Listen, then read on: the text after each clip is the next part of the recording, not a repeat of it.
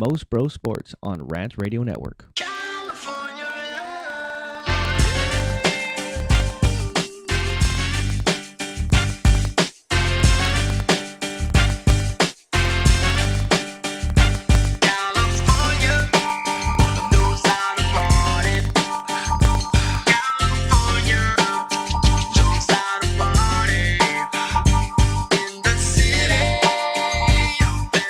Coming to ya! Ladies and gentlemen, It's time for Mos Bros Sports. Hey, what's going on, everybody? Welcome to some cold cuts today.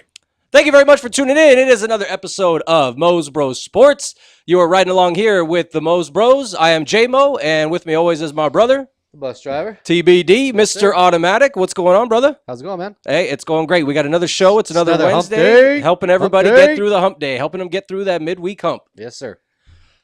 So, a lot of stuff going on. I got a feeling we're going to be talking about balls today. I was going to ask you how your ball's doing. That was my next question. Exactly. How's your balls doing? My balls are doing, Yeah. are doing great. Before we get into that, I want to make sure everybody has the number. So in case you want to talk about balls with us, the number here is 855-969-RANT. That's 855-969-7268. If you want to call and give us your sports take, or if you want to talk balls. Inflated, deflated, how do you like your balls? I this makes no sense to me, this whole story. I swear, man. I can't believe they're going this low to try to find some reason why they beat them. Right. They're trying to blame it on the balls. It was 45-7. Were you watching the game? Did you see the course. balls? Yes. I seen them. You know, and it was only it was 45-7. Right. There's no way that the Patriots scored 45 points because they had deflated balls. Well, it was 17-3 at halftime, if I'm not mistaken. No, never Right. at 3 because it was only 7. They only had 7. Oh, it was 17-7 at halftime. Yeah. And so what I attributed a lot of the game to was the second half adjustments. You know, you go in at halftime. It's said, you know, a lot of teams that go in there, the team that makes the better second half adjustments usually going to come out and win the game. Yeah. And so the Patriots scored 17 points in the first half. Then they come out and tag 21 points on them in the third quarter. Game over. And if the balls were really an issue, how did the Yeah. officials not see it and address it at halftime? Yeah. I mean. And the refs who have their balls, like a 12-year-old kid talking about balls. And Right. stuff. It's funny to us. Anyways, but the refs are touching the balls just as much as the quarterback is. Right. So they should have been able to feel them if they're deflated or not. Right. You understand what I'm saying? So Right. I just don't. They can't blame it on them. You know, and it wasn't just they said it helps them throw the ball better, or catch the ball better. Right. Dude, LeGarrette Blount rolling blunts all day. You know, he ran for 150 yards, something like that, And 3 touchdowns. and 3 touchdowns. So I mean, you're gonna say the deflated ball helped him run over the Colts defense the whole game? You know, it was just unstoppable. So whether it was passing the ball or throwing the ball or catching the ball or holding on to the ball, it doesn't matter. The Patriots are going to win. They came in well prepared. Andrew Luck has bad history against the Patriots, whether at home or on the road. So you could have called that game. I think I said the Patriots going to win by at least 2 touchdowns last week. Yeah, I think we're gonna have to check the tape on that. But I know we both took the Patriots. Yeah, and you know how Andrew Luck, he's still young. What's his third, fourth year? I want to say something like that. He's Right. been in the league, so he'll have his time. You know, maybe when Tom Brady finally leaves the Patriots, he might have a chance to win the AFC East, or I'm sorry, the AFC Championship game. But for right now, it's all Tom Brady. You know, there's nothing he can really do to, you know, there's nothing really he can do while Tom Brady's still there. Exactly. Tom Brady, Belichick, they put things together. They're going to win the game. It's too tough for the AFC, and they pulled out a couple of trick plays too. I mean, same could be said for the Seattle game, and I know we're going to get into that one. Mm-hmm. But yeah, I just thought the Patriots were the better prepared team. They looked better overall. Yeah, they said 11 of the 12 balls were deflated. Right. What do you think about that? Do you think that helped them? That didn't help them? And if it did help them, why didn't? And the Colts caught on to it. Why didn't they start deflating their balls if they think it helped them so much? Well, here was the thing I thought about too. I mean, and I don't know this. I was trying to look for the answer, and maybe you know. Mm-hmm. So the balls that the Patriots put in the game, each team provides 12 balls for the game. Yeah. So they said that 11 of the 12 balls that the Patriots put in on the field for that day were down by about 2 pounds. That 2 psi. They're about 2 pounds per square inch, right? Exactly. I think it's supposed to be somewhere between like 11 and 13 psi the ball. So correct. I mean, but there's I think that's what the range is, and there's a 2 pound gap right there. Yeah. But my question is, so do the Patriots only get to use their balls? Like they don't use the balls that the Colts put in? I mean, they're mixer. How does that? Do the officials do that? Do you know? Correct. So what I've been hearing lately is that each team sends the league the balls that they're going to use for the game. Right. The league approves them, sends them back, and says, okay, you can only use. Yeah, these. the refs check them about like 2 hours before game time is what. No, but they also send them to the league like at the beginning of the week. Oh, okay. And then they practice with the balls, and then they use them in the game. Is how that works. Same for the Colts. Same for the Seahawks, and same for the Packers. They send their balls into the league. They get them checked. They get them signed off or initialed or whatever, and that way they know when the ball is coming to the game that they're set. So obviously they were signed off on, prior to the beginning of the week, and so it came game time. I don't know who's going to go in there. I don't know what the ball boy does and how much spare time he's got in his hands to take out the balls and deflate and to like say all of them were down 2 psi. Like how's a ball boy going to know? Oh, let me take 2 psi out of every ball. That's pretty accurate. He's just going to do it real quick and. I get a feeling. I was thinking about it today. I get a feeling this ball boy or somebody that has to do with the handling the balls on the sideline is going to be a scapegoat for this. Same thing as that kid that worked for FedEx or UPS with the Ryan Braun with the steroid test. I got a feeling somebody's going to fall for this. Mm-hmm. And a lot of people are up in arms. They're saying they're cheating. The Deflate Gate. They're going back to the. It's just like a slogan. It's like get us another story, dude. It's a Super Bowl time now. Yeah. It's a Patriots Seahawks. Start talking about the matchup, Definitely it's definitely taken over the media. Everybody's talking about it. Even non-sports fans are talking about it. I mean, it is cheating. But the other thing I heard too from quarterbacks, I think I heard Brady Quinn talk about, well, look, if you deflate the ball, you're not going to be able to throw the ball as far. I would think the same thing. Yeah, right. When you got a flat ball, mm-hmm. When you play out in the street with your friends or something like that, you're not going to be able to throw it as hard because you're not going to be able to grip it as tough. I don't know about playing in cold weather. Like it was 20 degrees or 30 degrees or whatever. I don't know if it makes a difference with the cold weather to take out some air out of the ball. But is a deflated ball going to make the receivers wide open like they were?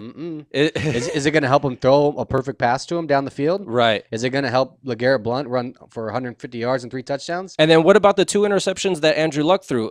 Those balls were, if they were inflated to the regulation, the defenders should have had a hard time catching those. But yeah, he still got picked twice. They did. Perfect. Yeah, I just think, and if you look at the passes that Brady was making, I mean, just pinpoint accuracy, putting it right between the numbers, and he was on point. And then anything I think that people, I don't want to say the media per se, but to discredit the Patriots, they're going to go for it because the team is just ridiculous. It's especially hard to believe that they've been able to put together with what they've done with the roster that they have. I mean, you've got Brandon LaFell, a guy that came out of nowhere. Now he's like one of the top receivers in the AFC. Right. And look what they've done with guys like Amendola, with Edelman. Gronkowski, I think, would be a beast no matter what, just because, I mean, he's a force to be reckoned with. And that was one of the reasons why I really like the Patriots was because Gronk is healthy. Mm-hmm. So for that reason, I really think that this is their year. Brady can only do so much. Right. I know he doesn't have a lot of the talent around him. He makes these guys talented. He spreads the ball around. But a lot of it, too, has to do with that coaching staff. That coaching staff deserves a lot of credit for the way they prepare their guys for the game, the way they watch film, the way they study, and you could see. I mean, the results laid it out in the field. Right. And if you want to cry, if people want to cry about it and say they were cheating, the score was so lopsided. I really don't think it made that much of a difference. Getting back to the whole ball situation, do you think there should be some type of there's one ball for the whole game, or there's 5 set balls and both teams have to use them? Or do you think it's good that both teams do get to bring in their own balls and do what they want? And some people, some of the teams, scuff up the balls because that's the way the quarterbacks like it. Or like in baseball, yeah, they put like a little mud or they rub it so it's a little better grip, a little more worn in. Mm-hmm. Do you think they should have that advantage, or do you think they should just be able to bring in, hey, it's the AFC Championship game. The NFL goes, here's 5 balls, here's 3 balls to kick, and then here's the game. Make it happen. I think if a team has a certain way, if they want to scuff them up, if they want to rub some dirt on them or whatever, I think they should be allowed to use the ball like that. As far as this whole, PSI thing, whether or not it makes much of a difference, I say regulate it better. Yeah. This might have been a drop by the officiating crew by not really checking it out right before the game. I mean, 2 hours before the game, you're leaving a lot of time for something to happen. And I guarantee this is not the only time this has happened. Right. I guarantee other teams have done it. It's just that the Patriots got caught. And why didn't they say it in the middle of the game? Exactly. Why did they wait until after they got beat 45-7? Right. Why didn't they wait till halftime? All right. You know, that interception is supposedly when they picked off Tom Brady going over the end zone. Mm-hmm. Supposedly the linebacker felt that the ball was a little bit different that day when he caught it. And supposedly that's why he took it to the sideline. Yeah. But I knew if I had an interception in the AFC Championship game, I'd want to take that thing home. Going home Right? especially off Tom Brady. I'm grabbing my balls and I'm taking them home with me. That's what I'm doing. Put them up on the shelf with your other pair. So again, here's another thing too. Oh my gosh. I know, I'm just getting all excited. Well, in the beginning of the game, Indianapolis had that botched punt return. Mhm. And I'm looking at the errors that the Colts made, and there was too many errors, Yeah. and they gave away. No- I don't no want to running say game. gave away the No game, run, but no running game. Yeah. T.Y. Hilton was pretty much he just wasn't in the game. I think he caught he had that one ridiculous catch on the sideline. but that was where he about dragged it. His foot. But that yeah, was about it. He that had was about nothing it. else. Right. He didn't throw a touchdown. Andrew Luck was throwing to his tight ends every now and then, but they just, they were only open as far as they can be open. And for the most part, the Patriots covered them from sideline to sideline. Yeah. So they have Brandon Browner, great corner, and then they also have Revis Island over there on the other side. Yeah. So it's going to be a great matchup. I hardly heard his name come up in the game much at all. They just weren't really throwing his way. I don't think. They don't. Yeah, they don't really. I mean, he left the game. I think he's got a little stinger or something like that. But Yeah. he ended up coming back, and the game was fine. But it just makes no sense. Everybody's blowing this whole ball thing out of proportion. They're gonna get fined. Big deal, And they'll move on. and they'll move on. Do you think? And here's another thing. I mean, I guarantee in the Super Bowl, Pete Carroll is gonna say something. I guarantee there's gonna be a stoppage in the game. Tom Brady's gonna have some 50-yard pass thrown down the field. playing head games. Oh yeah, Carroll's gonna come out, tell the ref, say, hey. I think they'll watch it, Let's get a though. new ball in the I game. I Let's think get a they're new going to ball in the look at game. it before, though, because they know it's an issue right now. They're going to look at it before. Right. But another thing that this has brought up is that nobody is talking about the Green Bay game, how that game went, how they. I don't want to say they choked because I don't believe in the whole choking thing, but Right. how they let that game get out of their hands, and Seattle basically just came and took it from them, took the bottle right out of the baby's mouth, and that's exactly what they did. So we're going to talk about that when we come back from a break. Again, you're watching Mos Bros Sports. We want to thank you for tuning in. Sports. We want to thank you for tuning in here on the iRant Radio Network. If you want to call and contribute to the show, the number is 855-969-RANT, 855-969-7268. You are here on iRant Radio with J-Mo and TBD, the bus driver. When we come back, we're going to be talking a little bit about the Green Bay and Seattle game, and we're also going to take a look at the Super Bowl preview, let you know who we like, and we're also going to talk about AFC and NFC MVPs, a little bit of NBA power rankings. So we're going to get all into it. Stay tuned.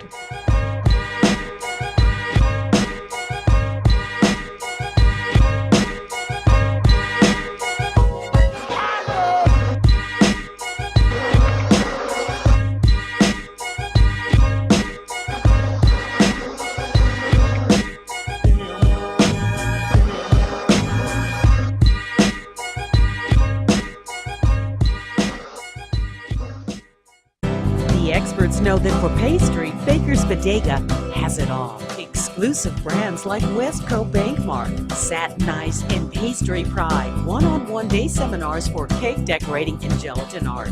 So for our service, wide range of ingredients and supplies, and for the low prices, Baker's Bodega has it all. But you don't need to be an expert.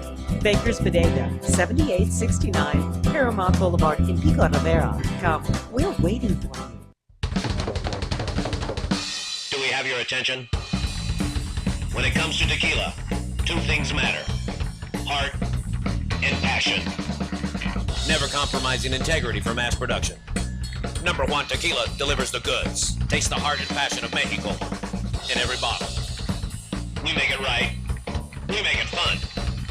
Superior Tequila. There's only number one. There's only number one. There's only number one.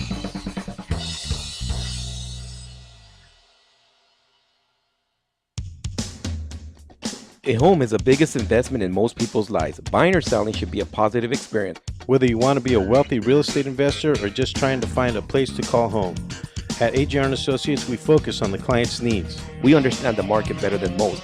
Let us bring the value to you and make the right choice. AGR & Associates, making your dream house a reality. Call us today for a free consultation at 562-882-1976. Or you can log on to www.agrrealtors.com. with a track record of great results, bringing knowledge, wisdom, and expertise to you. Hablamos español. ProTech Carpet Tile and Care provides professional cleaning services for carpet, tile, grout, upholstery, and fine area rugs. ProTech technicians are professionally trained and certified cleaning and restoration experts. We specialize in restoring damage caused by heavy soil and odor. We can remove challenging spots such as coffee, tea, ink, gum, wine, and many more. We have saved our customers thousands of dollars on new flooring and furniture expenses with our advanced cleaning processes. Call for a free estimate at 562-447-4300 and visit us on our website, www.myprotechsite.com. Hey, this is Joe Perez, owner at ProTech. Just reminding you that ProTech Carpet and Tile Care is your professional choice. 10304.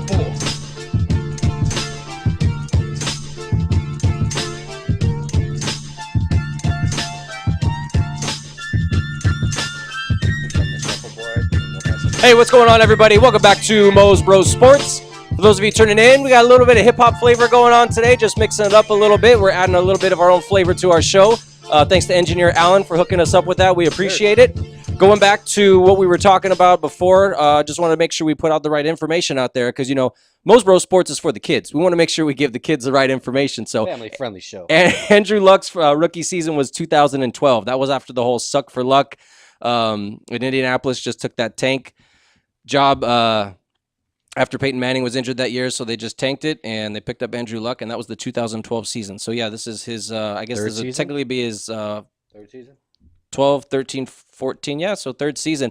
Impressive to get to the AFC Championship game. So he's got a long way to go. He's definitely going to have some time because the post. So Russell Wilson got drafted in the same draft? Yes. As Andrew Luck and Cam Newton? Or yes. Andrew Luck and he came out of Wisconsin? And RG3, yeah. Wisconsin, yeah. Correct. Who's been to more Super Bowls combined? Russell Wilson's been to 2 Super Bowls now. Right. Andrew Luck and None. Robert Griffin III. None. Top 2 picks overall. Nice. Of that draft. So speaking of Russell Wilson, I think that's going to be our next point of contention here. We're going to talk a little bit about the Seattle. I don't know if I necessarily want to call it a debacle or. And I was pissed, man, because I think last week I said Packers by 4. And they were winning. I think it was like 19-14. And I was like, oh man, I'm going to be so right here. I called it 3. I said it at. I think I called it 4. Yeah. And I was just like, come on, baby, keep going, keep going, keep going. And then this game just like comes from nowhere. There's like 5 minutes left. Packers are up by like 15 points. Everybody saw the game, I'm sure, but it's just like, you're like, okay, they got a touchdown, big deal, you know, and it's like under 4 minutes and Packers got the ball. And I was just like, oh, this game's over, dude. Interception. So let me ask you about the interception because a lot of people are upset about it. They say it was Bennett or Burnett. The linebacker? Yeah. Yeah, I think it was Bennett. I think it was Bennett. And Bishop or something like that. He took a slide and he went down. A lot of people are saying he had wide open field. He could have taken it down, maybe run some more time off the clock. But it's hard to see in the replays. I was trying to find it. Yeah, they said the coach told him to take a knee or something. It was Peppers. It was Julius Peppers. And if you watch the clip real closely, you can kind of see it in the corner of the screen. He has both hands out like this. Like on a big screen or? A big screen, small screen, doesn't really matter what screen you're looking at. But if you're able to watch it, he has both hands out like this, and then you can see Peppers kind of come into the shot at the end, and then he just has one hand out as he's going to the sideline. He was telling him to go down because look, there's risk reward because you can fumble. He's not a guy who carries the ball often. He's not a running back, so it's very likely it could be easy for him to get stripped, to cough it up. Somebody puts a helmet on that ball, and boop, there goes that interception. It goes 50-50. You can try to run the ball back as best you can, and also too, what can happen is that's how defensive players get hurt sometimes doing on the run backs of interceptions. And Peppers is a veteran, so if he's the guy, like I said, it was under 5 minutes. You think he takes a knee? I think they were like at maybe the 50 or the 40 or something like that. So they had still plenty of room to run the clock down, and that's what they were probably thinking in their mind. A couple run plays, you get 1 first down, the game's solid. But I think they got stopped. I don't think they got a first down after they got that interception. How do you think they punted away? How do you think they handled the second half? Because they were running the ball a lot. It was like they do, 2 run plays and then they try to throw a pass either to Cobb or to Jordy Nelson. Right. And that was kind of it seemed like that was a lot of their game plan. And they were moving the ball down the field, and then a couple times I think they had 3 and outs. Do you think they were playing too conservative? The defense is good. No doubt. Aaron Rodgers, you see Aaron Rodgers, he's always up. He's the line set, the wide receivers are out, the running backs are there. Mm-hmm. He's standing there, and they zoom in on his face, and you could just see him just like looking left, looking right, and he calls the audible. You know what I mean? He thinks he puts in the right play. So that's just how good the Seahawks defense is. So he's sitting back waiting to call the right play, and it just doesn't happen. Mm-hmm. Sometimes you get stopped, sometimes you don't. Eddie Lacy was a beast in that game. Absolutely. I want to say he rushed for 100 yards at least, minimum. Starks came in for a little bit too and ran the ball very well. Aaron Rodgers had a decent game. I think he threw for 200 something. I think he had one pick in the game, if I'm not mistaken.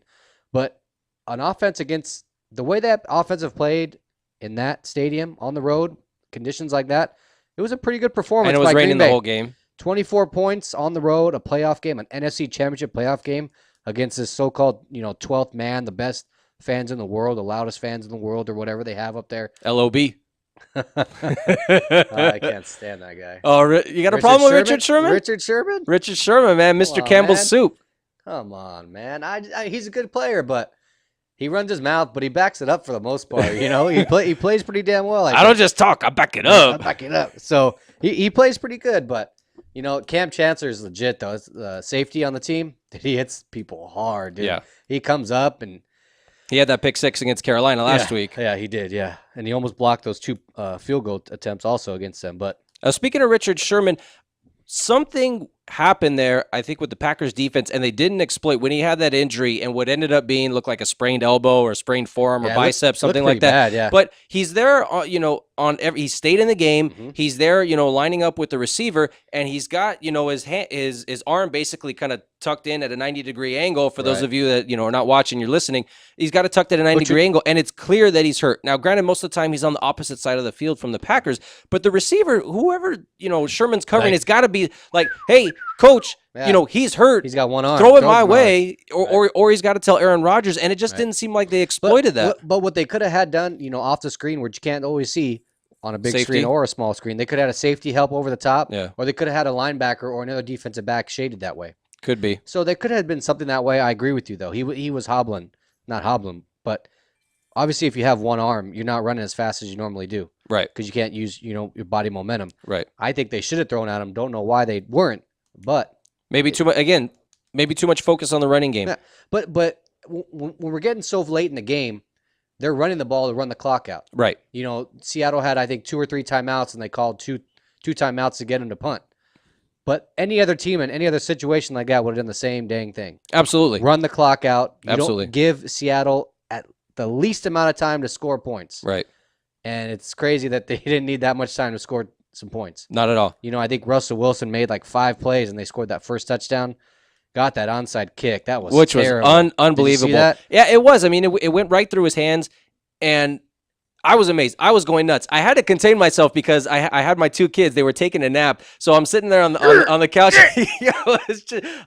I was woo, just getting excited. I mean, the game it was exciting. I mean, I'm a Steeler fan. Right. Neither of us really have a dog in this fight, but it was exciting to watch the game. A great game. It was Absolutely. a great game to watch. Both games were. I mean, even though the Patriots pounded on them, it was still a good game to watch. Though you knew what was going to happen. You were watching that game in hopes for Andrew Luck to be this youngster to come up and come from behind in points and beat this Hall of Fame quarterback Tom Brady. Be the passing of the baton. Yeah, beat down by like 2 or 3 touchdowns on the road. Come back and beat this guy. You were waiting for that. You're almost waiting for that storyline to come, but it just never did. And the Packers and the Seahawks game, they were just going back and forth. Yeah. Not really. Well, not in the first half. Score-wise, not really. A lot of interceptions. But for the most part, they were going 3 and out here, kept the ball. Green Bay scored sometimes, So Russell Wilson, bizarre game. He had 4 picks. 4 picks, yeah. That's very rare for him. Very rare for him. He's usually really safe with the ball. He picks and chooses his receivers that he's going to throw to. And a couple of them were deflected, so that was the thing. Correct. I mean, a couple of them were the receivers. They might have had overinflated balls in that game. We don't know, but it didn't all fall on him. But you did see Russell Wilson cool as a cucumber. We're going to be cool. And that's how he was. When it came down to crunch time, primetime players, they perform when it's clutch, when they need to be their best at their best. Big time games. Exactly, and that's exactly what he did. And And I love the guy. I love to watch him play. I love his character. I love what he's all about, what he represents. I think him being teamed up with Pete Carroll, I think is a great combination. You know, Pete Carroll, class all the way through. Bruin fans may not necessarily say so. You know, there's talk about what he did or didn't do at USC, but that's neither here nor there. I mean, come on, let's face it. If you think there's a clean program in the elite college football, you know, you're kidding yourself. So again, that just kind of came down. The same thing with the Patriots. It just they happen to get caught on that situation. You know, when the ball going back to the onside kick, you know, when the ball it went right through his hands and hit him right in the head. Well, how great was the kick itself too? Because not every kicker can do a great onside kick like that. If you looked at and the replay, the guy that got hit in the helmet, Jordy Nelson was right behind him. Right. The ball was going to go right to Jordy Nelson's hands. So they were in position. Right. If the guy would have done what he was supposed to do, which was block and not stay back, but if the ball's coming right in your face and you're the one that's got to get elevated to get there and get it, I would rather take a shot at it than go back to the sideline and coach is like, why didn't you catch that ball? I mean, regardless, that's what coach said anyways, but you at least want to be able to put your hands on it. But anyways, it kind of reminded me of Jose Canseco, like getting hit on top of the head with the ball. And it was just like, you see, he's got his hands up and it like hits him on the head and it goes over the fence. Yeah. I don't know. It just kind of reminded me of something like that. The guy it goes like right through his hands and you see it like hit him almost directly in the face mask. Yeah. So, yeah. But unfortunate. And unfortunately, the guy's not going to live it down. He's really going to need his teammates to pick him up on that, help him get through this offseason because that's going to be terrible. But the defense let him down, too. You can't just blame it on them. I agree. What they're up by, like I said, 14, 15, whatever it was, points. You know, in the last 5 minutes of the fourth quarter, defense has to show up. You know, after the game, you know, they're doing the post-game interviews, and Aaron Rodgers said, I don't know if you heard this comment, he said the best team lost today. They did. Really? Packers should have won that game. Okay, but should have, but they didn't. So to me, the best team won. The best team never loses the game. If you were the best team, you would have locked it up, either on your defense. And that was the thing. I think Packers defense, like you just said, they let them down in the second half. But for Aaron Rodgers to say that, I think was, I don't want to say classless, but definitely a sore loser. I mean, come on, you weren't the best team today. That's what you're thinking. You're a competitor. Right. You want to say that your team's the best team. Right. You don't want to go in there and say, yeah, you know what? The better team beat us today. Right. That's just a cop-out. You want to be positive in your team. You don't want to say my team sucked today. Say, yeah, hey, but dude, I think there's other ways of saying it. You got to go in next Nobody season. likes a crybaby, and that's how I felt he was. I felt like he was being a crybaby, Mr. Discount Double Check. Just, you know, I mean, and I don't want to say a fault on him because when he needed to charge the Packers down the field, they got within field goal range. They were able to tie it up. I think he did his part. I think it was the defense that let him down. Would you say the Packers choked? When it comes down to it, they did. Yeah. They choked. You don't think it was just Seattle taking it from them? No. See, that's what I think did. The ball was in Green Bay's hands to take care of the ball. But these guys are professionals. Dude, they had those 2 goal line stands early in the game. They had the ball within the 2-yard line. Neither time they scored a touchdown. But that's Seattle's defense stepping up right there. That's what I'm saying. These guys are professionals. So for that reason too, that's why I think the better team won. You're right. No, I'm not saying I'm right. I'm just getting excited. We're having a conversation. We're family. I'm going to talk to you. All right, we're going to come back and talk a little bit more Mos Bros Sports on iRant Radio. Catch us on the flip side of this break.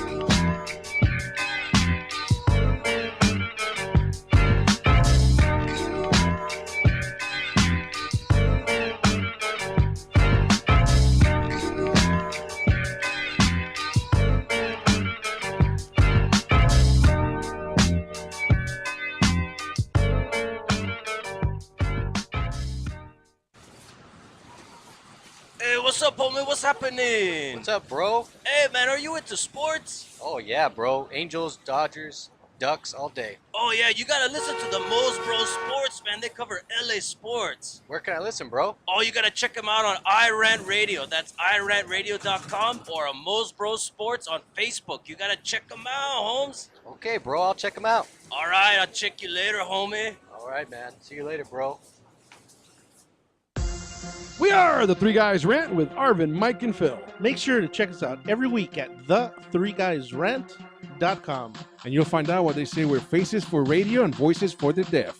Damn right. Have you seen yourself lately? Hey, I'm audio candy. All right. Always tune in each week so you can hear the really absurd news and talk with the Three Guys Rant. Arvin, how do they reach us? Call us at 855-69-3-GUYS. 855-69-3-GUYS. It's hot out here. I need a drink. Have a mucho macho michelada. What's a michelada? Michelada is a Mexican Bloody Mary made with beer. All you have to do is get bucket-sized michelada, open it up, pour it in your favorite beer, and you're good. What if you don't like beer? You can use it in lemon lime soda, vodka with lime, or tequila with lemon lime soda. Sounds delicious. Where do you find it? You can find it at your favorite store, or you can go to muchomachomichelada.com. Find us on Twitter and Facebook. It's one thing to own a business. It's another to promote it. That's why thousands of business owners rely on Monster Marketing Group. Design, print, mail, custom mailers, all for as little as 29 cents delivered. That includes postage.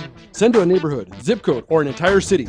With just a simple call, 888-49-MONSTER, you can easily promote your business, sales, events, grand openings, send coupons, and much more. Your mail delivers in as little as 5 days. No dealing with the mailing list or paperwork. Monster Marketing does all the heavy lifting. Get started now by calling 888-49-MONSTER or go to monsterng.com. Monster Marketing Group. We deliver, we give you results, we can prove it.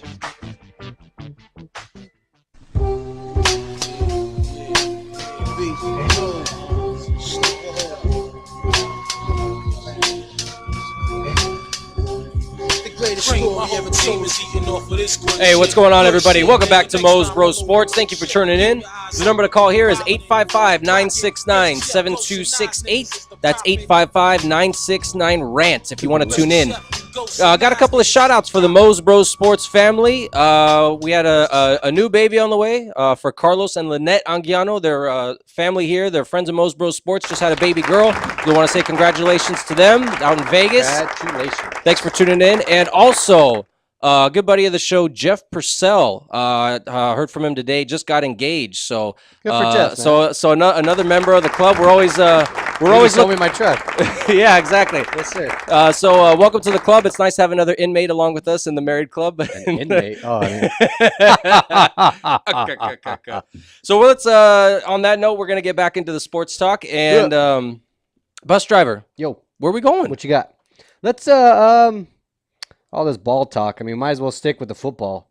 Talk about the Super Bowl. Just highlight a little bit. Next week, hopefully we'll have a bigger show on the Super Bowl. But just go over briefly. I got the Pats winning it by 4 against the Seattle Seahawks. Now, speaking of next week's show, we're talking about having a special guest on the show next week. week. We would like to have one. Yeah, I think so. We're going to send out the invitation. We're going to see if we can get him on. Hopefully we can, get a Patriots fan in here or a Seahawks fan in here. Right. I don't know too many of them of either sport, but I do know Patriots fans. So hopefully we can try to get him in here next week. Hopefully he can move his schedule around and make some time for us for our little radio show here. He's actually going out there to Arizona that weekend. Yeah. I heard he just celebrated a birthday. He did. He did. And big 30th birthday party. But missed the golf tournament for his birthday? He did. Yeah. It was a threesome. It's pretty funny. pretty funny golf story. So we show up at the golf course. It's out in Riverside, a little ways away there, Rancho Cucamonga. Uh-huh. And so we're driving out there. Goose Creek is where we're playing.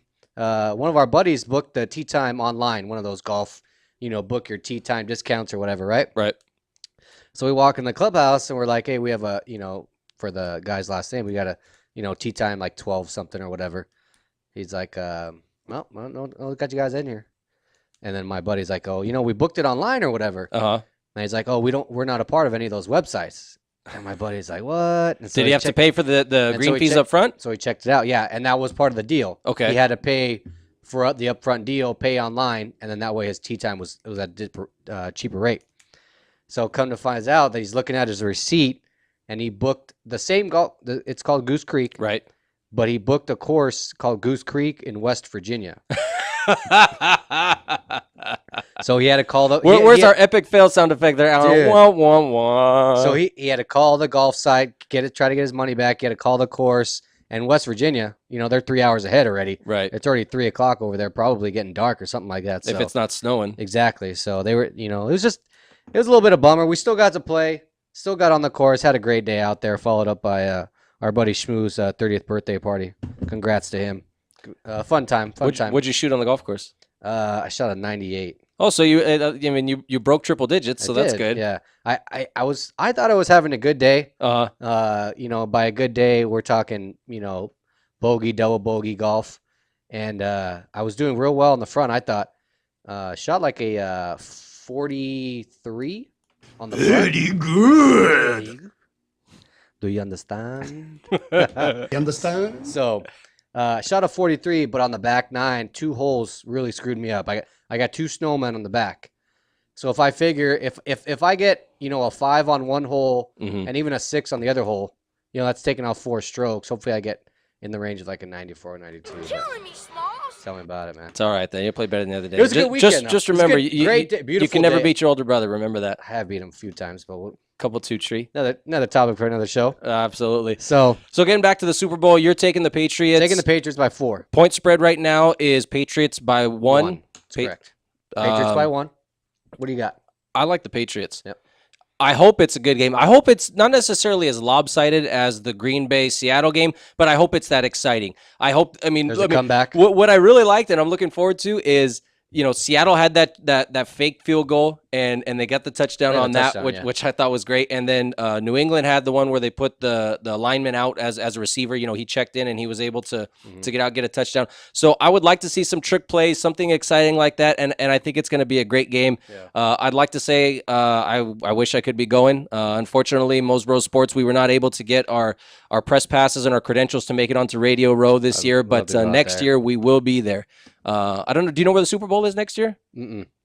I have no idea. Probably some hot like Miami or Arizona again or San Diego. Well, we're talking. We talked a couple times on the show about LA possibly getting a football team. I mean, if we get a stadium here, man, there's nothing better than California in February. Super Bowl's here in 2 or 3 years if that happens. That's no doubt about it. Well, it's going to take the stadium a little while to go up, but that's once the stadium's here is what I thought I said, but I could be wrong.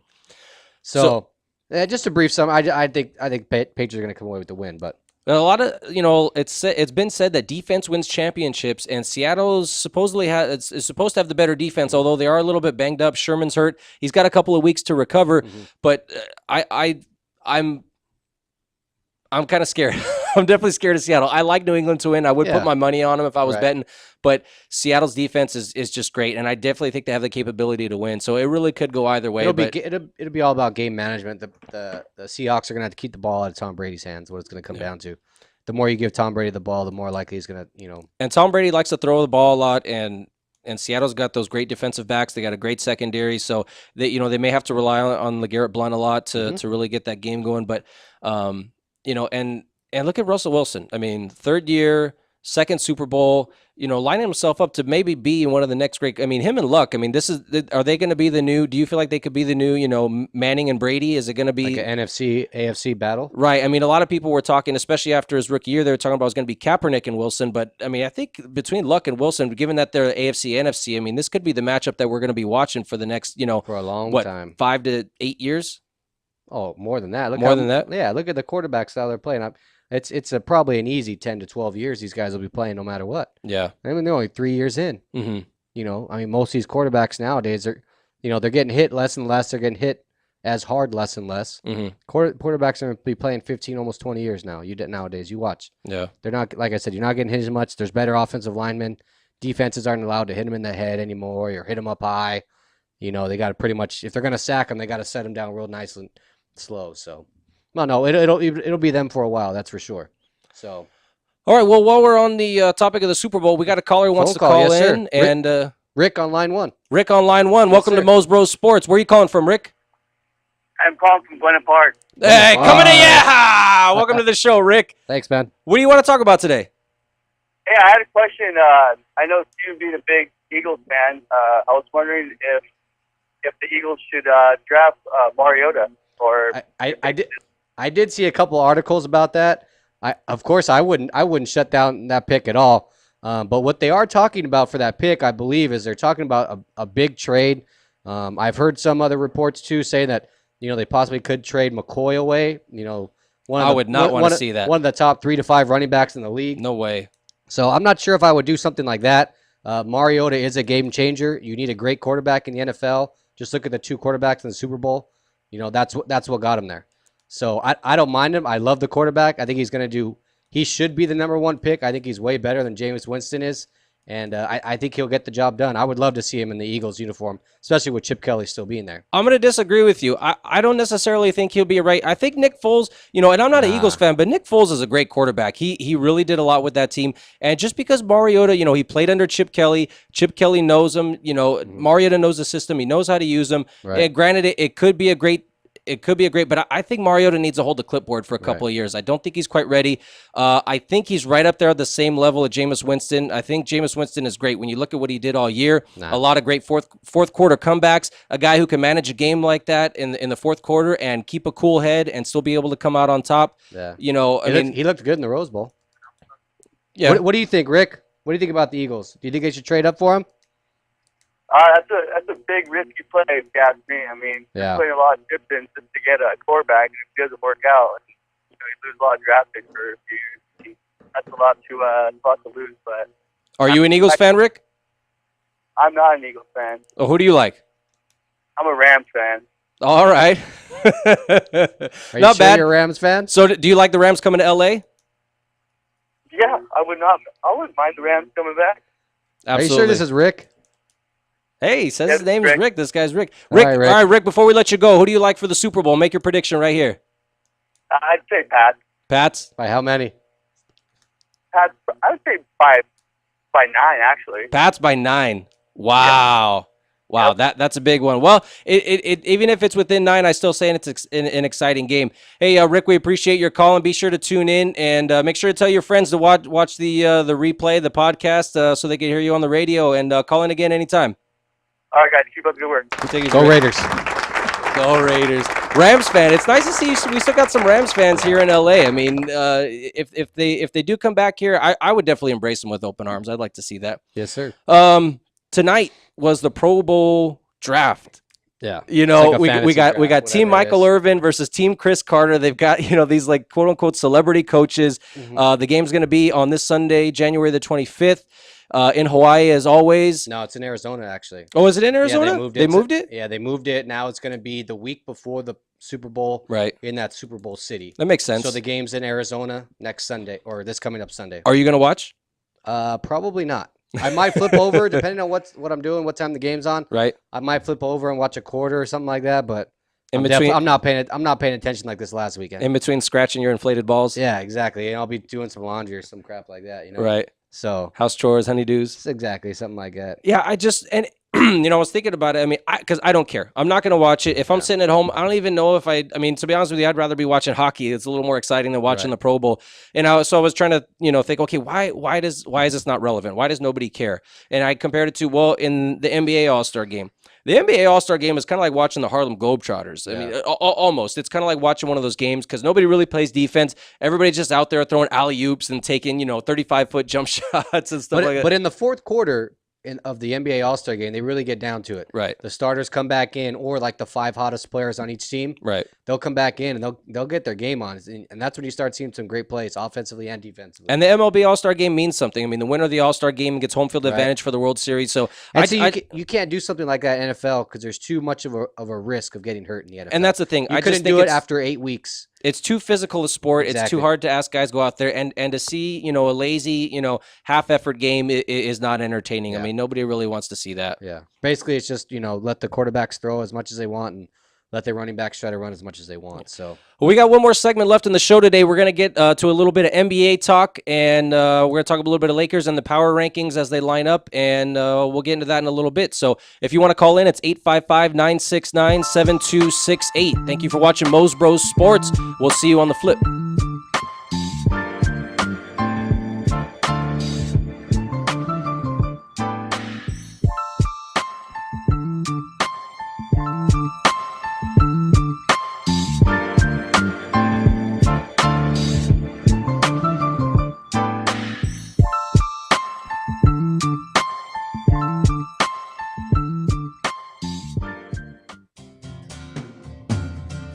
Looking for a delicious, fresh family meal that's ready when you are and easy on your budget? Welcome to Piara Pizza. We make our pizzas with handmade dough, 100% real cheese, and tomato sauce blended with our own spices. Nothing is ever frozen. We always have large pepperoni and cheese pizzas fresh and waiting for you for only $5. Or choose one of our specialty pizzas.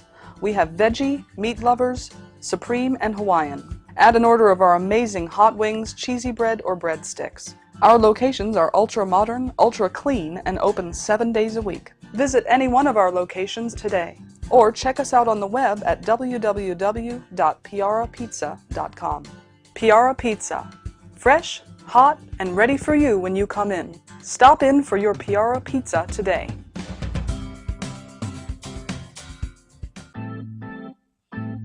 Looking for some swag? Make sure to check out monsterclothing.com. They got everything from V-necks, t-shirts, hoodies, baby dolls. And remember, custom orders are always welcome, and much more. They're just not on the site yet. www.monsterclothingco.com or call them at 888-49-MONSTER. 888-49-MONSTER. Hablamos español. Doo-doo-doo!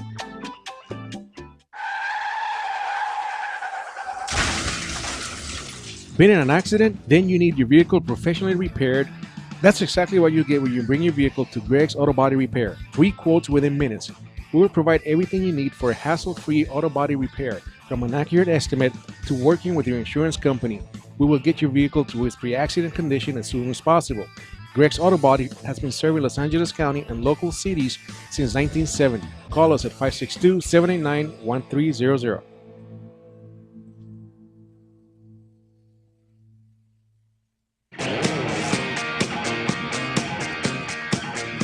I used to be the governor, and all I do now is listening to Rant Radio Network. It's funny. It's unpredictably entertaining. Governor.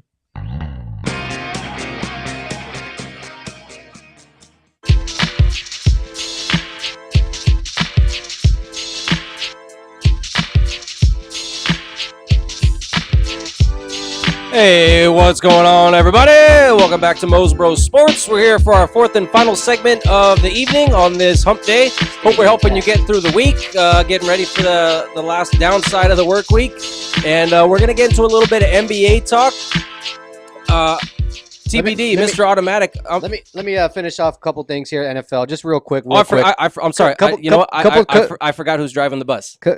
Well, pay attention. Put your change in. I think it's $1.25 now, whatever it is. All right. So anyways, just a couple changes in the NFL. John Fox did end up going with the Bears. Looks like he's going to take his offensive coordinator with him, Adam Gase. Mm-hmm. It's not official. I think it's Gase or Case, something like that. It's not official, but it looks like it's going to happen. Gary Kubiak, the former Houston Texans coach of a couple years back, and he was the offensive coordinator for the Baltimore Ravens, is now going to be the head coach of the Denver Broncos. And then Mark Trestman, who used to be the head coach for the Chicago Bears, is now that offensive coordinator for the Baltimore Ravens. Correct. It seemed like it's a carousel. It is. It seems like going in a circle. And then as opposed to a Ferris wheel. Either way. Funny story behind that. We got to get to it on another show. And then Doug Marrone, the guy who just came out of Buffalo, just decided, hey, I'm out of here. I don't want to be a head coach. He's just an assistant coach and an offensive line coach now for the Jacksonville Jaguars. It's got to be a lot of pressure being a head coach. I'm sure it is, but yeah. Look at Trestman. Trestman went from being a head coach. I think it's unfortunate. He probably had that coming. I mean, as much talent as they had on that Chicago Bears team, they really should have done more. Defense was never there, though. Defense, true. I was thinking about that. They haven't had, ever since they lost Urlacher, that defense has not been the same. Mm-hmm. Absolutely has not been the same. I think it's unfortunate. And he definitely retired too early. I think he had a couple years on him. Yeah. Hey, bus driver. So no yelling on the bus. Exactly. Remember that. Listen to Chris Farley. So Doug Marrone went to the Jags, and then we have, I think the Niners defensive coordinator went over to the Bears, I believe. Mm-hmm. I can't think of his name right now, but I think he went over to the Bears. And it was a really big move too. It hit me right here, right in the heart. Tagliabue going to Arizona. Not Paul Tagliabue. That's not Tagliabue. Come on, dude. Come on, man. Come on. It's a defensive coordinator for the Steelers. I know. Gosh, why did I say Tagliabue? I just had a brain fart right there. You should know his name. Well, I'll come up with it in a second. Yeah, I know. And then Mike Smith, the former Atlanta, Dick LeBeau. Dick LeBeau is his name. Mike Smith, the head coach of the Atlanta Falcons last year. Past couple years, it looks like he's going to go over the Raiders and be an offensive or defensive coordinator. Just an update, too. If nobody's watching, everybody's watching our show, which they should be. The Lakers lost to the New Orleans Hornets, the New Orleans Pelicans. They lost by 16. Looks like Jordan Hill had a pretty decent game. Had a double had a double. Lakers lost 80-96. Anthony Davis had an unbelievable game, just like 29, 30-something points. Mr. Unibrow? Yes, sir. So just a beast, though. I mean, obviously on his way to Rookie of the Year. Just a little segue into the NBA now. So that is a great segue. Yeah, kind of, sort of. Did you go to broadcasting school? Nah. Just right off the back. So why don't we start off? Want to do power rankings? You want to talk East-West? What do you want to do here? Yeah, why don't we get into the power rankings? Because, Okay. I mean, it's showing who's moving the needle. And I'm going to be straight up with you. I don't really follow basketball season. Needle. Huh? Big screen? Huh? I don't really follow the basketball season until we get into the playoffs. Yeah. Or after the All-Star break? Yeah, probably till we're getting Which is coming up soon closer here. to April. Mhm. But, we're getting close to the All-Star game here. It's just I'm in football season right now, and the Lakers are out of it, so I don't really have a dog in the fight. So I'll be honest with you, I haven't been paying much attention to NBA, so I'm not going to pretend like I know because I don't really know. But I am seeing somebody call in school, will you? The Atlanta Hawks are on fire right now from what I see. They won 12 in a row, correct? From what I understand. Correct. And I know we talked about it last week, and I actually, when I was looking at them to see who, what they've actually got some players I recognize. They got Paul Millsap, Al Horford too, and then Jeff Teague leading the way. And Kyle Korver. They're saying Kyle Korver's having a ridiculous season right there. His shooting statistics are off the chart. He's really, producing a lot for that team. Mm-hmm. Just a good young team, but at 33-8, great record, especially after winning 12 in a row. Too young to be a playoff contender? What do you think?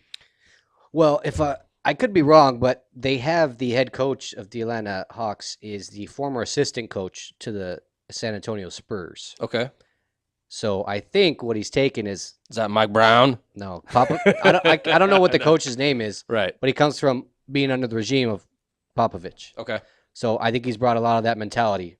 No one-star player. Mhm. Everybody gets it done. Looking at their stats today, it looks like a lot of the guys are nobody's averaging more than 20 points on the team. I think Jeff Teague's leading the team with 17, 18 points, something like that.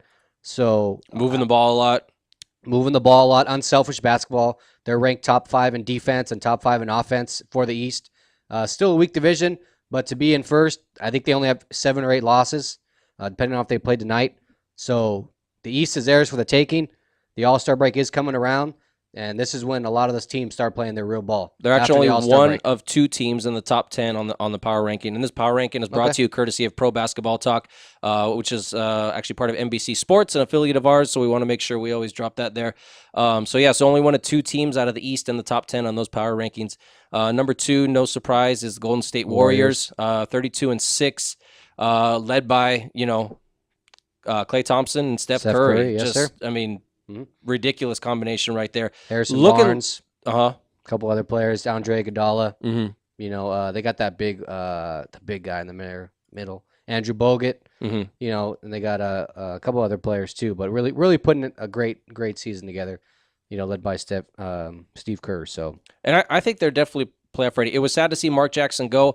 I thought with the amount of talent that they had on the team, they definitely could still make another playoff run, but just wasn't really sure. I mean, you do need a good coach. You can't just have anybody coaching the team. Although Eric Spoelstra has kind of proven that wrong when you look at what he did with the Miami Heat, Right. and now look what they've done now that they've got. They've got rid of LeBron, but they're still hanging in there. I think they've definitely got a chance to make the playoffs in the East, but we'll see how they go. Spurs at 3, number 3. Got Memphis at 4. Big trade. They just got Jeff Green from Boston. From Boston. Okay. He used to be on Boston. He's a great 3 player. Puts them right in that lineup. I think they're first or second, not first or second. They're third in the West. Mm-hmm. With Gasol, Mike Conley. They got Big Z, Zach Randolph in there still too. They got the defensive specialist. I can't think of his name. I think it's Tony Allen. Just tearing it up on the line. So, but actually, we have a phone caller in here. Looks like he wants to talk a little basketball. We got another caller. Yeah, we got another caller. Somebody who probably pretty much knows more about basketball than me. So Probably. let's invite Mark him on the line. Mark on line 1. What's up, Mark? Hello, what's up, Mos? What's going on, guys? Hey, Mark, what's going on? Where are you calling from? I actually wasn't calling to be on the radio, but Oh, okay. actually I wanted to talk Dodgers, actually. Okay. All Bring right, it up. Mark, what you got, coming man? in. Yeah, What you got, talking man? talking a little Dodgers. Yeah, it's just this weekend the Fan Fest, and Oh, for season tickets, And, right? Yes, hopefully. Yeah, I think you can go down to the stadium and sign up and buy your season tickets, if I'm not mistaken. Yes, absolutely. But what upset me is I was listening to one of the radio stations in San Diego, and they're already using Matt Kemp as the promo. Are they really? Well, Yeah. well, they've What got. else? I mean, They don't yeah, have much. I mean, what else do they have on their This is lineup? the biggest superstar they've had in years since Tony Gwynn's been there. So, Well, they had Adrian Gonzalez. I was going to yeah. say, and we just took him right out of there. Yep. Well, the reason I was calling is just, I was wondering what you guys think about the team coming up. For the Dodgers or for the Padres? Dodgers. Oh, Dodgers. I mean, there's nothing but going to the World Series for us, my man. Absolutely. We've come up short the past couple years. We have our rotation been set with leading with Kershaw. We got Greinke, we got Ryu. Putting the lineup together. Not sure how it's going to look or what they're going to do, but we got Puig, we got Crawford, we got Jock Peterson playing center field.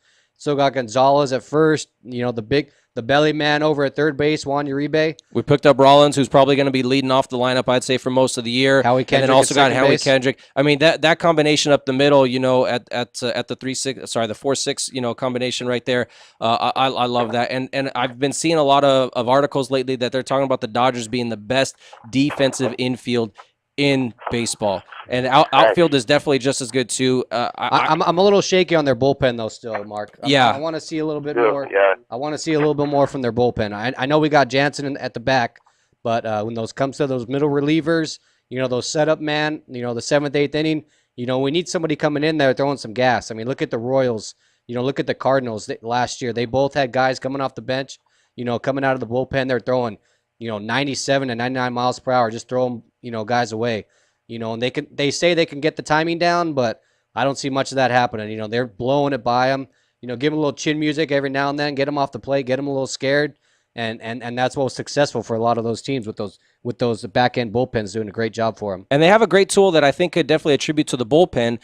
In that Chad Billingsley is reportedly going to be back this year. His arm looks healthy, but I saw a report that he might be being traded to Arizona. Arizona actually was one of the teams that was interested in him. But I just think, I mean, a guy like that, you know, we've had him, we've seen what we could do in the starter position. Granted, he's been handicapped by injuries, but even if he comes back at 70, 80%, he's a great addition to a bullpen that's definitely struggling, and we need to add some pieces in there. What about you, Mark? Do you see any pieces that the Dodgers could pick up to help their bullpen? Any help right now, because that seems to be the only weakness in the team. Yeah, I would agree with you. Yeah, we still got Jansen as a closer too. So as long as we can get through that. What do you think, Mark? Well, what I'm hoping for is that a Nationals Dodgers World Series would be nice. Nationals are in the National League. Yeah, so there wouldn't be them and two. that rotation is solid. Yeah, they just picked up Max Scherzer. They got Strasburg. They got Zimmerman. They got Gio Gonzalez, and their last pitcher in their rotation, Doug Fister. He could be a 2 or 3, if not a 1 on a lot of other teams, you know. Yeah, get your Fister right here. Yeah, so hey, Mark, we're running short on time here, but we want to thank you for calling your call, in. man. Appreciate be sure to watch the replay. Tell your friends to tune in to Mos Bros Sports. Thanks for the call, Mark. Take care. All right, so we're going to move on to. Thanks for calling, Mark. We appreciate a lot of fan love today. We got to appreciate the Mos Bros Sports fan. We appreciate it. Don't keep them coming. Keep them coming. You don't like what we're saying? You want to argue with us? Bring it. You know, we're not necessarily going to say. We're not going to shut you out. But if you got a good point, we want to hear what you got to say. So we talked about the Spurs, Grizzlies at the number 4. No surprise there. Mavs, we were talking about Portland. Zebo earlier. Yeah. Portland. Aldridge just got his thumb hurt, so we don't know how long that's going to last. Got Clippers after that. Wizards. What do you think about, speaking of the Clippers, what do you think about Doc bringing his kid onto the team? Or not necessarily that it was Doc's move, but you know he had to have some kind of say in that. Yeah, I don't know how that's going to work out. I don't know. I haven't really paid attention to him. I don't know what he was doing before he came over to the Clippers, but we'll just have to see what happens with that. All right, unfortunately, that's all the time we're going to have for today. We want to thank everybody for tuning in. Be sure to like Mos Bros Sports on Facebook, and we'll catch you here every Wednesday night on iRantRadio.com at 7 p.m. every Wednesday. Be sure to turn in with J-Mo and TBD the bus driver. Have a great week, everybody.